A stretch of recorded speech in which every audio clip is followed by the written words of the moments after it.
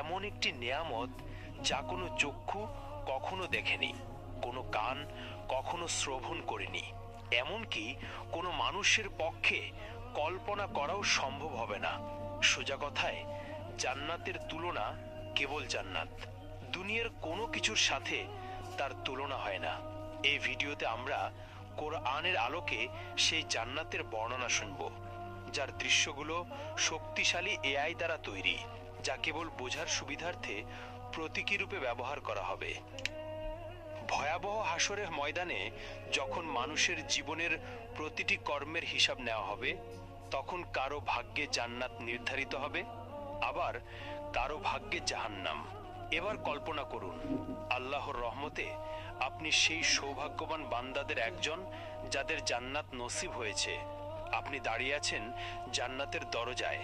চিরশান্তির সুন্দর জীবন কয়েক কদম দূরেই আপনার জন্য অপেক্ষা করছে, কিন্তু ভেতরে প্রবেশের আগে আপনাকে সম্পূর্ণভাবে পরিশুদ্ধ হতে হবে। আপনার শরীর থেকে দুনিয়ার সব অবশিষ্ট দূর করতে হবে। তখন আপনাকে বিশেষ এক নদীতে গোসল করানো হবে। সেই নদীর পানি আপনার সব দুর্বলতা ও ত্রুটি দূর করে ফেলবে। আপনার শরীরের সব লোম অদৃশ্য হয়ে যাবে, দাড়ি, গোঁফ, এমনকি শরীরের অন্যান্য পশমও উধাও হয়ে যাবে।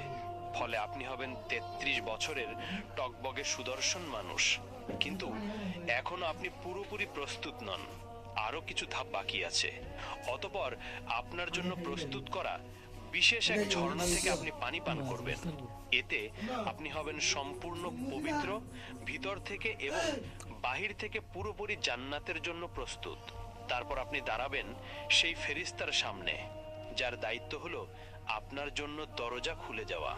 তার নাম হলো রিদওয়ান। যাই হোক, জান্নাতের দরজার কথা বলতে গেলে জান্নাতের মোট 8টি দরজা রয়েছে। প্রতিটি দরজা দিয়ে মানুষ জান্নাতে প্রবেশ করবে ভিন্ন ভিন্ন আমলের ভিত্তিতে। আপনি কোন দরজা দিয়ে প্রবেশ করবেন তা নির্ভর করবে আপনার আমল ও এই দুনিয়ায় তুমি কেমন জীবন কাটালে তার উপর। জান্নাতের প্রতিটি দরজার আলাদা আলাদা নাম রয়েছে, তবে সবগুলোর উপরে একই বাক্য লেখা, লা ইলাহা ইল্লাল্লাহু মুহাম্মাদুর রাসূলুল্লাহ। যারা দুনিয়াতে নিয়মিত নামাজ আদায় করেছে তারা প্রবেশ করবে সালাত নামক দরজা দিয়ে। আর দ্বিতীয় দরজা রাইয়ান, যারা রোজা রেখেছে এই দরজা তাদের জন্য।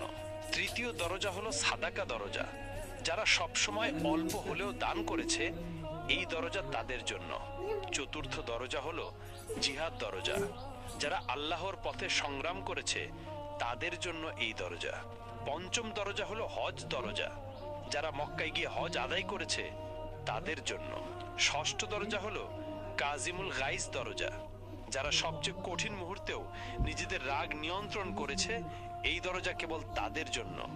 সপ্তম দরজা হলো আমান দরজা, যারা হিসাব নিকাশ ছাড়াই জান্নাতে প্রবেশ করবে এই দরজা তাদের জন্য।